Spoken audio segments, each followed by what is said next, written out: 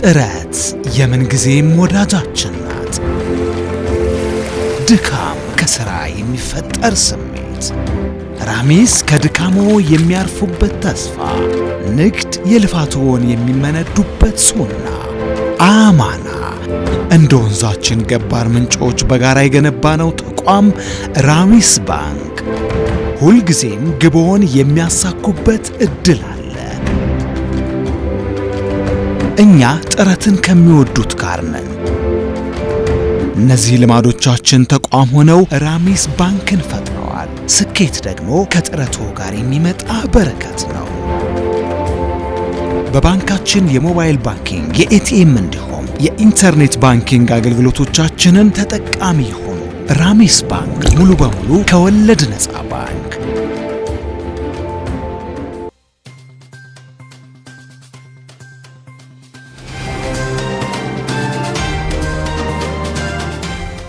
አሰላሙ አለይኩም ወራህመቱላሂ ወበረካቱ። ክቡራትና ክቡራን የነጃሺ ቲቪ የምሽት መረጃ ተመልካቾቻችን እንደምን አምሽታችኋል? ከመረጃዎቹ ጋር ሰኢድ መሐመድ ነኝ። አብራችሁን ቆዩ። በቡራዩ ለሰላሐዲን መስጂድ የገቢ ማሰባሰቢያ መርሃ ግብር ተካሄደ። በመድረኩ ላይ ለቡራዩ ሰላሐዲን መስጂድ ግንባታ ማስጨረሻ የዴልታ ትራቨል መስከረም 25 ኡምራ ጀምዓ የ1 ሚሊዮን ብር ድጋፍ አድርጓል። ዝርዝሩን መሐመድ ሚፍታ አዘጋጅቶታል። የቡራዩ ሰላሐዲን መስጂድ በተለያየ ጊዜ ዋጋ የተከፈለበትና ለህዝበ ሙስሊሙ ትልቅ አገልግሎት እየሰጠ የሚገኝና በአዲስ መልኩ እየተሰራ ያለውም ህንፃ የሙስሊሙ ማህበረሰብ ትልቅ አሻራ መሆኑን የመስጂዱ ኮሚቴዎች ለነጃሽ ቲቪ ገልጸዋል። ሰላሐዲን መስጂድ ግንባታው ከተጀመረ አሁን ወደ ዓመት ከ7 ወር አካባቢ የሆነው ነው ያለው። በአካባቢው ማህበረሰብ መዋጮ በሶሻል ሚዲያና በተወሰኑ ግለሰቦች 100 ሺህ 200 ሺህ በሚያደርጉት ድጋፍ አልহামዱሊላህ ዛሬ የስከለተን ስራ ወይንም ደግሞ ስትራክቸር የሚባለውን ጨርሰን ጣሪያ ላይ ነው የምንገኘው። ጣሪያ እየተመታ ነው። ከስር ደግሞ ከቤዝመንት አንስተን ልስን እየሰራን ያለ ነው።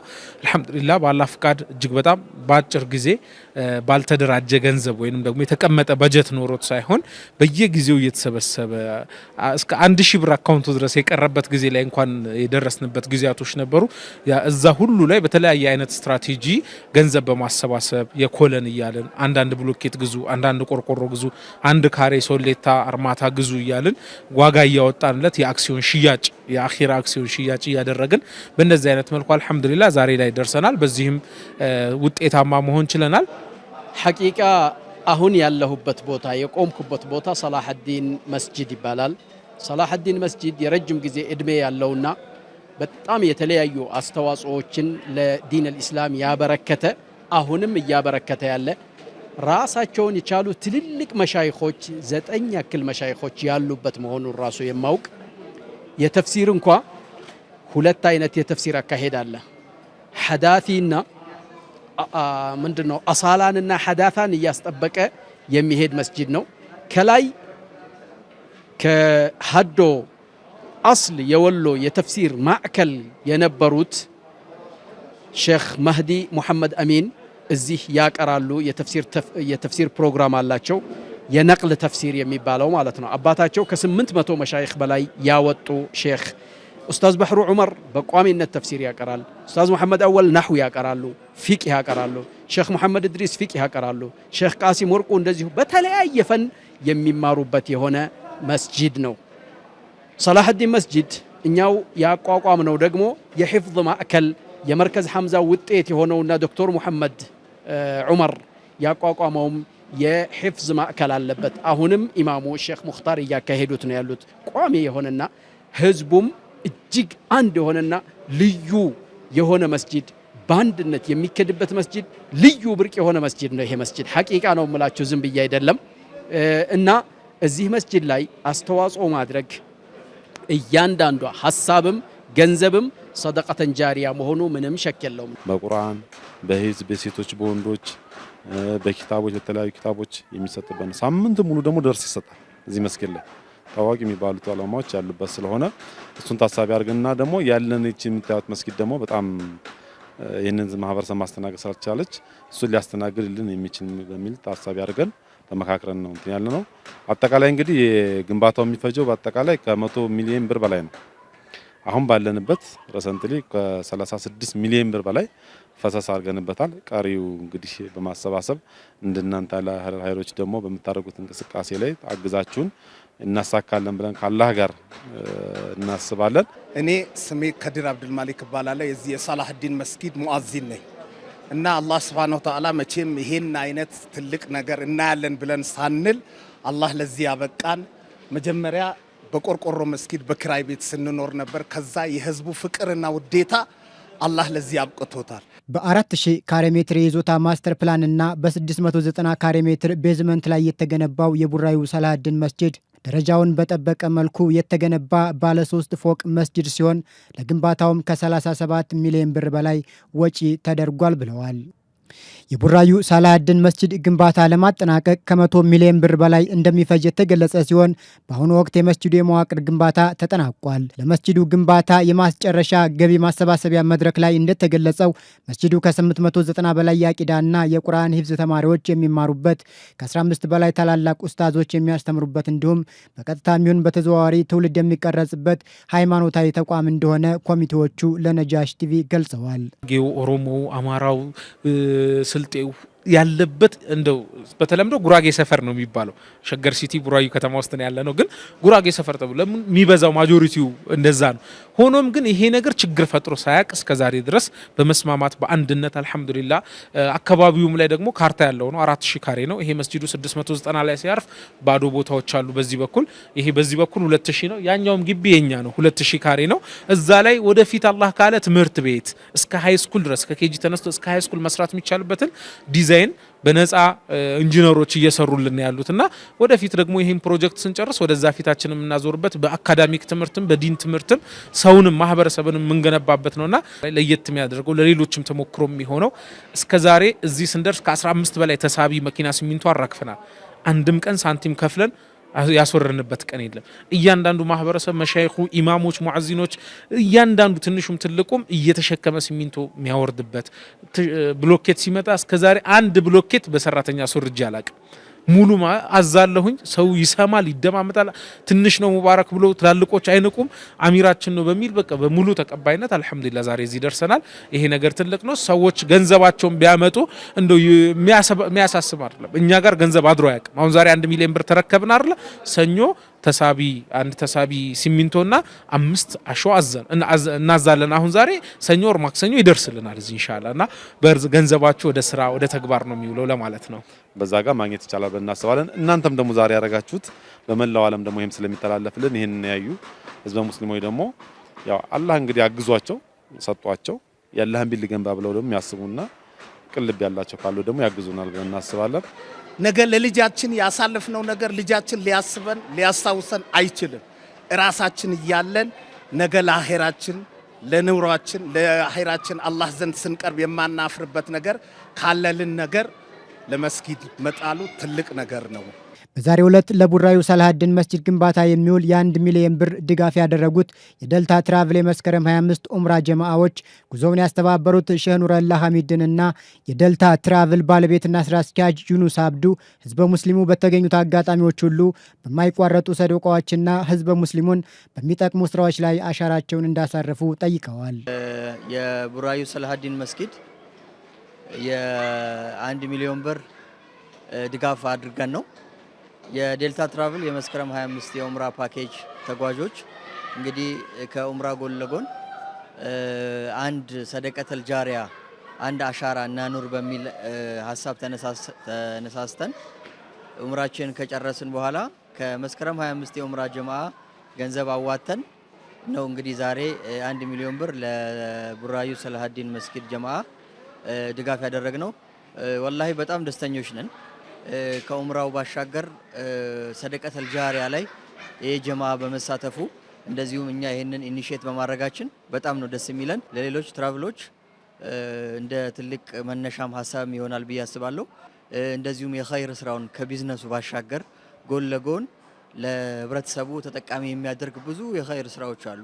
ስለዚህ ሁሉም ትራቭል ኤጀንሲዎች ወይም የቢዝነስ ተቋማት መሰል ስራዎች ላይ እንዲሳተፉ ጥሬና አቀርባለሁ። በመስከረም 25 ይዟቸው በሄደው ግሩፕ እነሱን ዒባዳ ቃሲራ በእነሱ ላይ ብቻ የሚያጥር የነበረ ዒባዳን አስበው የወጡ ባለሀብቶችን አስተባብሮ ዒባዳ ሙተዓዲያ ተሻጋሪ የሆነ ዒባዳም እንዲሰሩና ቀጣይ የሆነ ሰደቀተን ጃሪያ እንዲኖራቸው በሚያደርግ ስራ እንዲሰሩ እንዲሳተፉ አድርጎ በዚህ አሰማርቷቸዋል። ዛሬ ይሄው ገንዘባቸው እዚህ ስራ ላይ ውሏል። በዚህ ስራ የተሰማራችሁ የመጀመሪያውም ዳዕዋዬም ላይ አንስቼዋለሁኝ።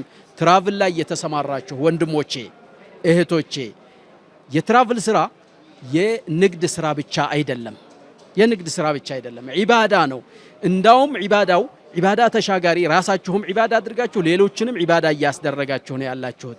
ግን ልትገነዘቡ የሚገባው ነገር ዑምራ ማለት የአንድ ሰዓት ስራ ነው። እንደገና ዑምራ ማለት ለሰውየው ብቻ ያጠረ ዒባዳ ነው። እሱ ላይ ነው ተዋቡ የሚያጥረው ማለት ነው።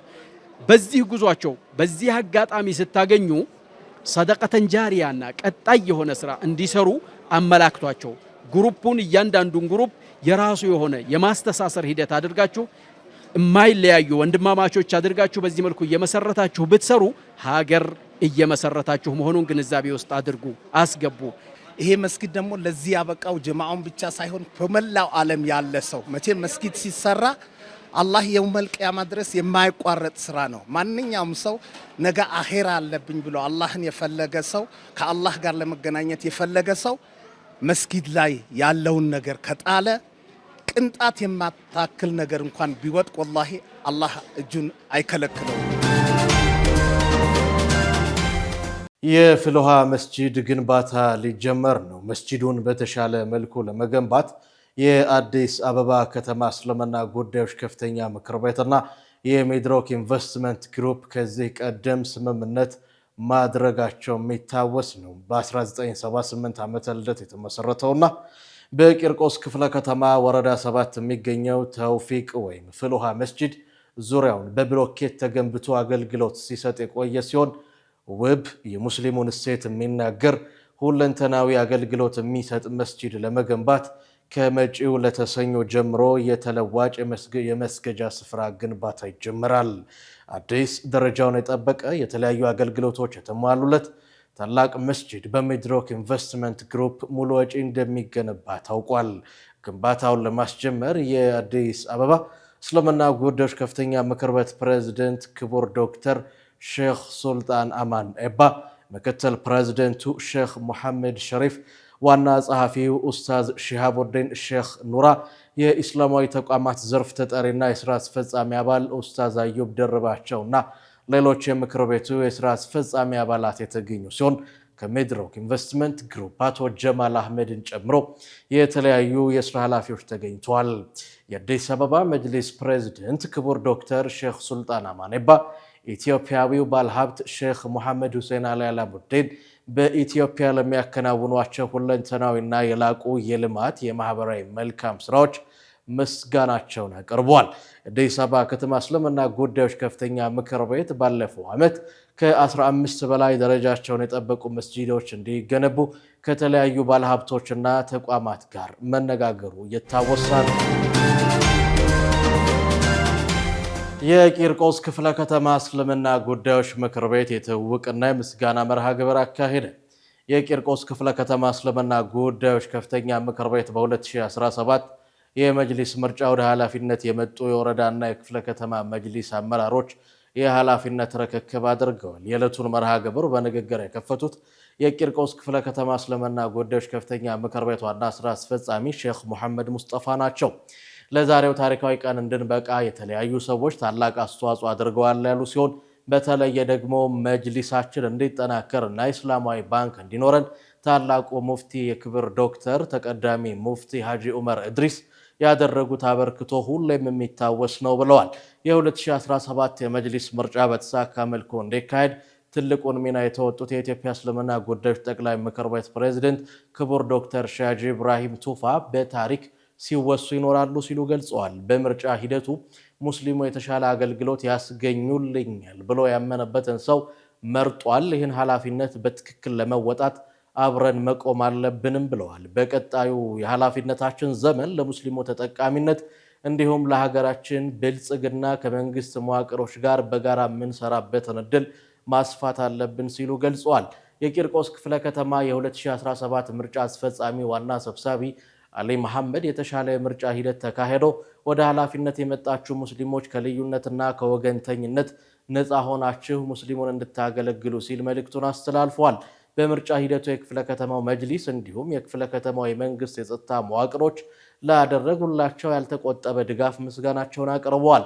በዕለቱ ከምርጫው ጋር በተያያዘ አስተዋጽኦ ላደረጉ አካላት ከአዲስ አበባ የ2017 የመጅሊስ ምርጫ አስፈጻሚ የቦርድ አባል ከመሐመድ ካሳ እጅ እውቅና ተበርክቶላቸዋል። ወንድም መሐመድ ካሳ በዕለቱ መልእክቱን ሲያስተላልፍ እኛ በተሰጠን ኃላፊነት የማሻገሩን ስራ ሰርተን እዚህ ደርሰናል። ቀጣዩ ሙስሊሙን ማገልገል የተመራጮቹ ኃላፊነት ነው ብለዋል። ቂርቆስ ክፍለ ከተማ በቀጣይ ትልልቅ ፕሮጀክቶችን በመስራት ለሌሎች ክፍለ ከተሞች አርአያ መሆን ይኖርበታል ሲሉ መልእክታቸውን አስተላልፈዋል። የቂርቆስ ክፍለ ከተማ ቀጣይ የስራ እንቅስቃሴና የትኩረት አቅጣጫን በተመለከተ በክፍለ ከተማው መጅሊስ ዋና ጸሐፊ ኢንጂነር ኢስሐቅ አብዱል አዚዝ ገለጻ ተደርጓል። ኢንጂነር ኢስሐቅ በገለጻቸው ከከፍተኛ ምክር ቤቱ በሚሰጠን አቅጣጫ መሰረት በክፍለ ከተማችን ውስጥ ውጤታማ ተግባራትን ለመስራት የተቋም ልህቀትን ማሳደግ አስፈላጊ ነው ብለዋል። በዕለቱ የተወቅ መርሃ ግብር ላይ በክብር እንግድነት የአዲስ አበባ ከተማ እስልምና ጉዳዮች ከፍተኛ ምክር ቤት ዋና ስራ አስኪያጅ ሪያድ ጀማል ተገኝተው መልእክት አስተላልፈዋል። ዋና ስራ አስኪያጁ በመልእክታቸው በትውልድ ቅብብሎች ትግል በመጣው ውጤት ለዚህ መብቃታችን አስደሳች ነው ብለዋል። በተደረገው ታሪካዊ ምርጫ ኃላፊነታችሁን በአግባቡ ስትወጡ የነበራችሁ ሙስሊሞች ትልቅ ምስጋና ይገባችኋል ሲሉ ገልጸው በየወረዳው ኃላፊነትን ከመወጣት ጋር ተያይዞ ያላለቁ ጥቃቅን ክፍተቶችን በቶሎ እንድትቀርፉ ሲሉ መልእክታቸውን ገልጸዋል። የኢትዮጵያ ብሔራዊ ባንክ ከግልና የሶስተኛ ወገን የባንክ ሂሳብ አጠቃቀም ጋር በተያያዘ ጥብቅ መመሪያ አስተላለፈ። የኢትዮጵያ ብሔራዊ ባንክ አደረግኩት ባለው ምርመራ ቁጥራቸው ቀላል የማይባሉ የባንክ ደንበኞች በዋናነት የንግድ ድርጅቶችና ግለሰብ ነጋዴዎች ለንግድ ስራቸው ተብሎ ከተከፈተው በሚመለከተው የግብር ሰብሳቢ ተቋም ካስመዘገቡት የባንክ ሂሳቦች ውጪ የግል የባንክ ሂሳባቸው ወይም የሶስተኛ ወገን የባንክ ሂሳብ ተጠቅመው የተለያዩ የንግድ ግብይቶችና የገንዘብ እንቅስቃሴዎች እየፈጸሙ መሆናቸውን አረጋግጫለሁ ብሏል። ይህ አሰራር ከግብር ሰብሳቢ ባለስልጣናት ቁጥጥርና ክትትል ለመሸሽ የሚደረግ ተግባር ከመሆኑ በተጨማሪ በዚህ አግባብ የሚፈጸሙ የፋይናንስ ግብይቶችና የገንዘብ እንቅስቃሴዎች የወንጀል ፍሬ ወይም ሽብርተኝነትን በገንዘብ ከመርዳት ጋር የተያያዙ ወይም የተገናኙ ሊሆኑ ይችላሉ ሲሉ ገልጸዋል። እነዚህንና መሰል ተግባራት ለመግታት አስፈላጊው የተቀናጀ እርምጃ እንዲወሰድ ተወስኗል ሲል አሳውቋል። የፋይናንስ ስርዓቱን ጤናማነትና ታማኝነት እንዲሁም በአጠቃላይ የኢኮኖሚ ደህንነትን ለመጠበቅ የኢትዮጵያ ብሔራዊ ባንክ ለሁሉም ባንኮች የግል ባንክ ሂሳቦች ለንግድና ለህገወጥ ድርጊት የሚጠቀሙ ደንበኞችን አስመልክቶ አስፈላጊ መረጃዎችን በማደራጀት እንዲልኩ መመሪያ አስተላልፏል።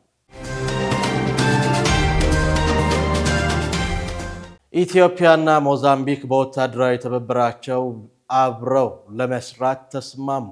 ኢትዮጵያና ሞዛምቢክ በወታደራዊ መስኮች ያላቸውን የቆየ ትብብር ለማጠናከር ተስማምተዋል። የመከላከያ ሚኒስትር አይሻ መሐመድ ከሞዛምቢክ አቻቸው ሜጀር ጀነራል ክሪስቶቫ አርቱር ቹሜን ጋር በጽህፈት ቤታቸው ተወያይተዋል። በውይይቱ ወቅት ኢትዮጵያና ሞዛምቢክ ዘመን የተሻገረ ታሪካዊ ወታደራዊ ግንኙነት እንዳላቸው ያነሱት ሚኒስትሯ በቀጣይ በልዩ ልዩ ወታደራዊ የትብብር መስኮች በጋራ ለመስራት ኢትዮጵያ ፍላጎት እንዳላት ተናግረዋል። ሜጀር ጀነራል ክሪስቶቫ አርቱር ቹሜን በበኩላቸው ሞዛምቢክ ከኢትዮጵያ ጋር ላላት ታሪካዊ ግንኙነት ትልቅ ስፍራ እንደምትሰጥ ጠቁመዋል። በተለይም ሽብርተኝነትን በመከላከል በወታደራዊ ኢንዱስትሪ መስክ፣ በበረራ ስልጠና፣ ጥገና እንዲሁም በሳይበር ደህንነት መስኮች አብራ ለመስራት ከፍተኛ ፍላጎት እንዳላት ገልጸዋል። በቅርቡም የልዑካን ቡድኑ ወደ ኢትዮጵያ በመላክ ጠንካራ ተቋማዊ ትስስርን የመፍጠር ስራዎች እንደሚሰሩ ማመልከታቸውን የመከላከያ ኦንላይን ሚዲያ አለፋና ዲጂታል ገልጿል።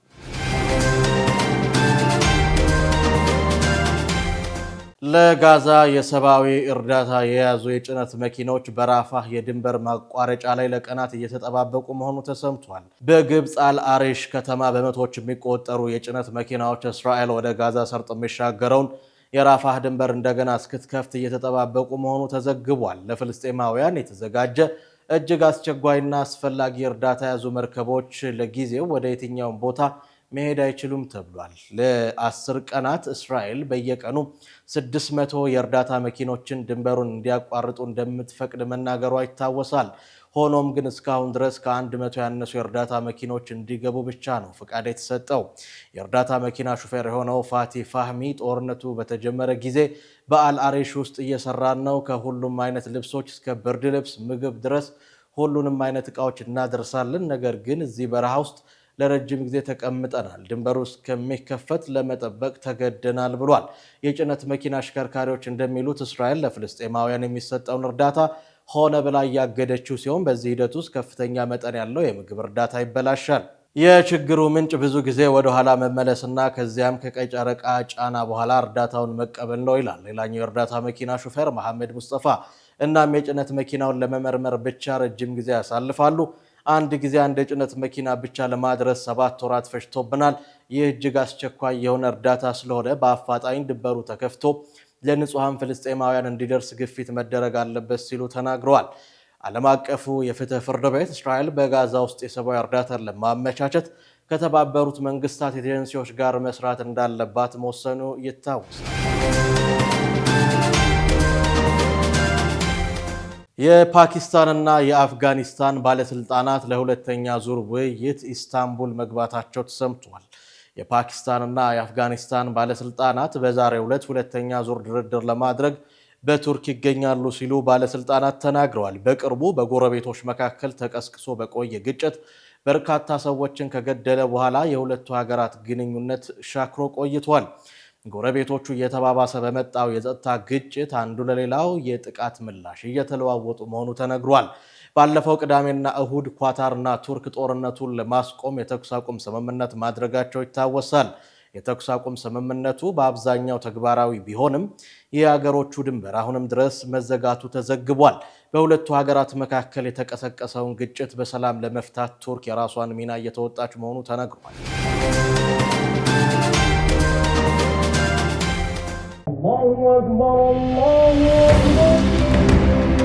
ጥረት የምንጊዜም ወዳጃችን ናት። ድካም ከሥራ የሚፈጠር ስሜት፣ ራሚስ ከድካሞ የሚያርፉበት ተስፋ፣ ንግድ የልፋትዎን የሚመነዱበት ሱና፣ አማና እንደ ወንዛችን ገባር ምንጮች በጋራ የገነባነው ተቋም ራሚስ ባንክ ሁልጊዜም ግቦን የሚያሳኩበት እድል አለ። እኛ ጥረትን ከሚወዱት ጋር ነን። እነዚህ ልማዶቻችን ተቋም ሆነው ራሚስ ባንክን ፈጥረዋል። ስኬት ደግሞ ከጥረቱ ጋር የሚመጣ በረከት ነው። በባንካችን የሞባይል ባንኪንግ፣ የኤቲኤም እንዲሁም የኢንተርኔት ባንኪንግ አገልግሎቶቻችንን ተጠቃሚ ይሁኑ። ራሚስ ባንክ ሙሉ በሙሉ ከወለድ ነፃ ባንክ።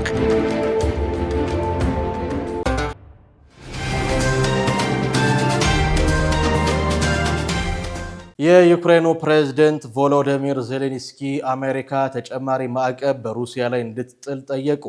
በለንደን ቆይታቸው ከፍቃደኞች ጥምረት ጋር የተገናኙት ዜሌንስኪ በሁሉም የሩሲያ ሀብቶች ላይ ሁሉን አቀፍ ጫና እንዲፈጠር አስፈላጊ መሆኑን ተናግረዋል። ረጅም ርቀት ተምዘግዛጊ ሚሳኤል እንዲሰጣቸውና ሩሲያን ለማስቆም እንደሚያግዛቸው ገልጸዋል። የዩክሬን አጋሮች ለሚቀጥሉት 2 ዓመታት ከኪየቭ ጎን እንደሚቆሙም አስታውቋል። የክሬምሊን ባለስልጣናት ግን ይህን የዩክሬንና የሸሪኮቿን መግለጫ ጠባጫሪ ነው ብለዋል። ወደ 4ኛ ዓመቱ እየገባ ያለው የሩሲያና ዩክሬን ጦርነት ከመፍትሄ ይልቅ ውስብስብ እየሆነ ቀጥሏል ሲል ቴሌግራፍ አስነብቧል። የመርሳት በሽታን በፍጥነት የሚመረምረው በሰው ሰራሽ አስተውሎት የታገዘው ቴክኖሎጂ መነጋገሪያ ሆኗል። ዩናይትድ ኪንግደም የመርሳት በሽታን በበለጠ ፍጥነትና በትክክል ለመመርመር የሚያስችል የሰው ሰራሽ አስተውሎት AI ቴክኖሎጂን በሀገሪቱ ለመጀመሪያ ጊዜ ስራ ልታስጀምር ነው። አዲሱ ቴክኖሎጂ የምርመራ ሂደቱን በማቀላጠፍ ይረዳል ተብሏል። ባለሙያዎች እንደሚናገሩት ይህ የምርመራ መጠባበቂያ ጊዜ በእጅጉ የሚቀንስ መሆኑ ተመላክቷል። እስካሁን ድረስ 70% የሚሆኑ ሰዎች ለመርሳት በሽታቸው ትክክለኛ ምርመራ የሚያገኙ ቢሆኑም ቀሪዎቹ 30% ግን የተሳሳተ ወይም እርግጠኛ ያልሆነ ምርመራ ይደረግላቸው እንደነበር ተጠቁሟል። አሁን ግን የሕክምና ባለሙያዎች በሰው ሰራሽ አስተውሎት አማካኝነት ምርመራዎችን ለማሻሻል የሚያስችል ውጥን ይዘዋል። ይህ ቴክኖሎጂ የዘርፉን ሕክምና በማቀላጠፍ ለታካሚዎች ተገቢውን መልስ ለመስጠት ትልቅ አስተዋጽኦ ያደርጋል መባሉን ቢቢሲ ዘግቧል። በሀገር ውስጥ እንዲሁም በውጭ ሀገር ያጠናቀርናቸው መረጃዎች የተከታተላችኋቸውን ይመስላሉ። አሁን ደግሞ ዕለታዊ የተመራረጡ የቢዝነስ መረጃዎችን እናደርሳችኋለን። ዙበይዳ ሐሰን እንደሚከተለው አዘጋጅተዋለች። ትኩረቱን በፋይናንስ ላይ ያደረገው ዓለም አቀፍ የሕግ ተቋም ዴንቶስ በአዲስ አበባ ቢሮውን መክፈቱ ተሰምቷል። ዴንቶስ በአፍሪካ በ16 ሀገራት ከ280 በላይ ጠበቆች በስሩ ያሉት ሲሆን የአዲስ አበባ ቢሮ በአፍሪካ 24ተኛ ቢሮ ይሆናል ተብሏል። ተቋሙ በኢትዮጵያ ቢሮውን የከፈተው በሀገሪቱ ያሉ የታዳሽ ኃይልና መሰረተ ልማት ኢኒሼቲቮች የተነሳ ሲሆን የሰነደ መዋለ ንዋይ ገበያ መጀመር ምክንያትም መሆኑ ተገልጿል። ምስረታው እንደ ፈረንጆቹ ዘመን አቆጣጠር በ2013 ያደረገውና መቀመጫውን በአሜሪካ ያደረገው የህግ ተቋም 5931 የህግ ሰዎች በስሩ ማቀፉም ተዘግቧል። ትኩረቱን በፋይናንስ ላይ ያደረገው ተቋሙ ድርጅቶችን ለማዋሃድና ለማቀላቀል የህግ ድጋፎችም ያደርጋልም ተብሎለታል። ተቋሙ በትራንስፖርት ፕሮጀክት፣ በኃይል፣ በማዕድን፣ በሪል ስቴት፣ በቴሌኮሙኒኬሽንና ሚዲያ፣ በክሪፕቶ ከረንሲ እንደዚሁም በአየር ትራንስፖርት ዘርፎች የሚሰማራ መሆኑም ተዘግቧል።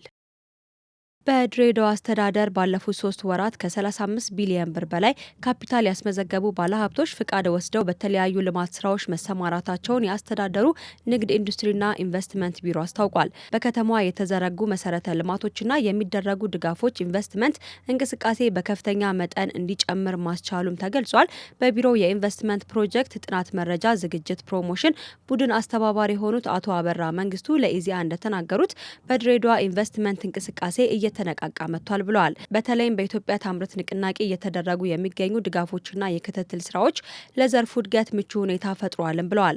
በዚህም በሩብ ዓመቱ ከ35 ቢሊዮን ብር በላይ ካፒታል ያስመዘገቡ ባለሀብቶች ፍቃድ ወስደው ወደ ስራ ማሰማራታቸውን ለአብነት አንስተዋል።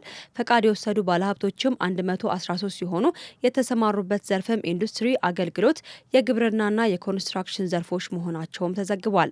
ወደ ስራ የገቡ ባለሀብቶች በግንባታ ሂደት የሚፈጥሩትን ጊዜያዊ የስራ ዕድል ባሻገር ወደ ማምረት ሲሸጋገሩ ደግሞ ለ1950 ዜጎች ቋሚ የስራ ዕድል የመፍጠር አቅም አላቸውም ተብሏል። የድሬዳዋ አስተዳደር ለዘርፉ የሰጠውን ልዩ ድጋፍና ክትትል በኢንቨስትመንት ስራ የሚሳተፉትን ባለሀብቶች ከመሳብ ባሻገር በግንባታ ላይ የሚገኙትን ፈጥነው ወደ ማምረት እንዲሸጋገሩ ማስቻሉም ተነግሯል። የእንግሊዝ መንግስት ሙስሊሙን ማህበረሰብ ለመጠበቅ 1 ሚሊዮን ፓውንድ መመደቡን አስታውቋል። በእንግሊዝ መስጂዶችና የሙስሊም እምነት ማዕከላት ከጥላቻ ወንጀልና ጥቃቶች ለመጠበቅ መንግስት 10 ሚሊዮን ፓውንድ ድጋፍ ያደርጋል ተብሏል። ገንዘቡ የሲሲቲቪ ካሜራ፣ የማንቂያ ስርዓት ወይም ደግሞ አላርም ሲስተምን ጨምሮ ደህንነቱ የተጠበቀ አጥርና የደህንነት ሰራተኞችን መቅጠርን ጨምሮ የደህንነት እርምጃዎችን ለመውሰድ ይውላል ተብሏል። ኬር ስታርመር በቅርቡ በጥላቻ ወንጀል ጥቃት የተሰነዘረበትና በእሳት የተቃጠለውን የፒስ ሃቨን መስጂድ ከጎበኙ በኋላ ነው ተብሏል። የቅርብ ጊዜ የጥላቻ ወንጀል ስታቲስቲክ እንደሚያሳየው ጸረ ሙስሊም የጥላቻ ወንጀል በመጋቢት 2025 መጨረሻ ላይ በ19 በመቶ ጨምሯል ተብሏል። እንዲሁም ከሁሉም የሃይማኖት ጥላቻ ወንጀሎች 44 በመቶ የሚሆነው ሙስሊሙን ኢላማ ያደረገ እንደሆነም ተነግሯል። ጠቅላይ ሚኒስትር ኬር ስታርመር የብሪታንያ ማህበረሰብ ላይ የሚሰነዘሩ ጥቃቶች በመላው ሀገራችንና በእስቴታችን ላይ የሚሰነዘሩ ጥቃቶች ተደርገው ይወሰዳሉ። ይህንንም ሀገራችን ታወግዛለች ብለዋል። ስለሆነም ይህ የ10 ሚሊዮን ፓውንድ የሙስሊሙ ማህበረሰብ የሚያስፈልጋቸውንና የሚገባቸውን ጥበቃ እንዲያገኙ ለማገዝና ይህንንም በሰላምና ደህንነት እንዲኖሩ ያስችላቸዋል ነው ያሉት። ቀደም ሲል ለመስጂዶች ደህንነት ጥበቃ እንዲውል ከተመደበው 29.4 ሚሊዮን ፓውንድ ጋር በተጨማሪ አገልግሎት ላይ እንዲውል ታስቦ ይህ የ10 ሚሊዮን ፓውንድ መመደቡን የሀገሬው መንግስት አስታውቋል።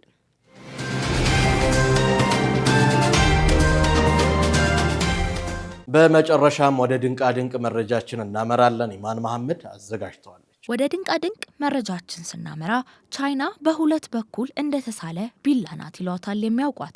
በአንድ በኩል ቱባ ባህል አላት። ከ56 በላይ የሆኑ ብሔር ብሔረሰቦቿን ቋንቋ፣ አኗኗር፣ አመጋገብና ስርዓቷን ጠብቃ እስካሁን አለች። ታሪኳም በቅጡ ተሰንዷል። በሌላ በኩል ደግሞ በሰው ሰራሽ አስተውሎና በተለያዩ ቴክኖሎጂ አማካኝነት ዓለምን እየቀየረች ትገኛለች። 1.4 ቢሊዮን ህዝብ ያላት ቻይና የራሷን ቋንቋ መጠቀሟ ሌላኛው የጥንካሬዋ መገለጫ ነው። ቻይና በሯን ከፍታ በተደራጀ መልኩ ባስቀመጠቻቸው ባለሙያዎች አማካኝነት ሀገሯን ለዓለም ታስተዋውቃለች። ቴክኖሎጂዋና ምቹ መሰረተ ልማቶቿን በመጠቀም የቱሪዝም ገቢዋን እያሳደገች ትገኛለች። ቻይና እንደ አውሮፓውያን አቆጣጠር በ2019 65.7 ሚሊዮን ቱሪስቶችን አስተናግዳለች። ከዚህም በኋላ ግን የኮቪድ መምጣት ተከትሎ የቱሪስቶችን ቁጥር እጅግ አሽቆልቁሎ ነበር። አሁን ላይ የቱሪስት ቁጥሯን ማንሰራራት ላይ እያሳየ መሆኑን መረጃዎች ያመለክታሉ። በ2025 የመጀመሪያ ሩብ ዓመት ብቻ 35 ሚሊዮን ቱሪስቶች ቻይናን ጎብኝተዋታል። ቻይና በ2025 ከጎብኚዎች በአጠቃላይ 3.9 ትሪሊዮን ዶላር ወደ ኢኮኖሚዋ ፈሰስ እንደሚሆን የዓለም የቱሪስት ሴክተር ካውንስል ትንበያውን አስቀምጧል። ጎብኚዎች በቀላሉ ቪዛ የሚያገኙበትን መንገድ በማመቻቸት የመስህብ ስፍራዎችን በማደስ መሰረተ ልማቶችን በማሟላት ምቹ የሆኑ የአከፋፈል ስርዓትን በመዘርጋትና የሰለጠኑ ጎብኚዎችን ማዘጋጀት ቻይና የቱሪስት ዘርፉን በአግባቡ እየተጠቀመችበት ትገኛለች። አንዳንድ ሀገሮች ያላቸውን አቅም በመጠቀም እንዴት ድንቅ የሆነ መስህብ መፍጠር እንደሚችሉ ያውቁበታል። ሌላኛው ደግሞ በዚህ ሳምንት መነጋገሪያ የሆነው $30,000 የሚጠጋ ዋጋ የወጣበት የዓለማችን ውድ ላባ ነው። 9 ግራም የሚመዝነው የወፍ ላባ 46,000 የኒውዚላንድ ዶላር 28,365 የአሜሪካን ዶላር በጨረታ ተሽጧል።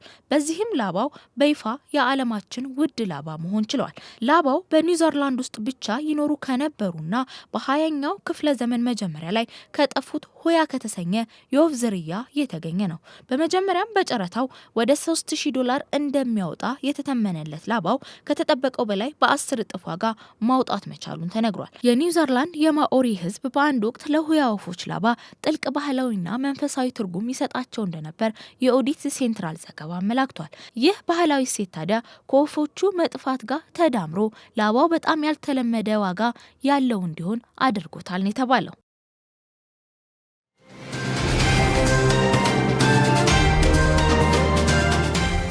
ክቡራትና ክቡራን የነጃሺ ቲቪ የምሽት መሰናዶ ተመልካቾቻችን የዕለቱን የምሽት መረጃ በዚሁ አገባደድን። ከቀሪ የነጃሺ ቲቪ የምሽት መሰናዶ ጋር መልካም ምሽት።